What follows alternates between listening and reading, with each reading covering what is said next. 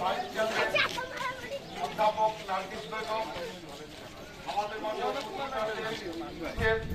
নগর BNP সাংগঠনিক সম্পাদক মোহাম্মদ ফারুক হোসেন, সাংগঠনিক সম্পাদক শাহ আলম, আমাদের মাঠে উপস্থিত আছেন যশোর জেলা স্বেচ্ছাসেবক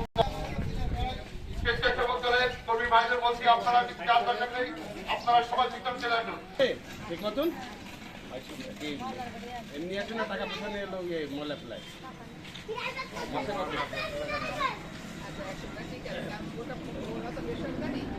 আমরা এই কাজটা বলছি এ তো রোজ এরা করবে না। আপনাদের বলছি এই যে ড্রেনের মধ্যে ময়লা এটা এখানকার লোকজনই ফেলে, এখানকার লোকজনই এই ভুক্তভোগী, আমরা যারা বাইরে তারা না। এইটাই বলতে হবে যার যার ময়লা সেই জায়গায় গাড়ির মধ্যে একটা নির্দিষ্ট জায়গা রাখবে, গাড়ি শুনিয়ে যাবে। এই যে নিজের এলাকাটা বন্ধ হবে, দুর্গন্ধ মশা হবে, কিন্তু নিজেরাই খারাপ হবে। এইটাই যদি লোকের ঠিক থাকে তাহলে আলাদা লোক আর পরিষ্কার রাখবে, পৌরসভা নিয়ে যাবে, পৌরসভার নির্দেশ থাকবে, কিন্তু সারা জায়গায় ময়লা ফেলা আপনারাও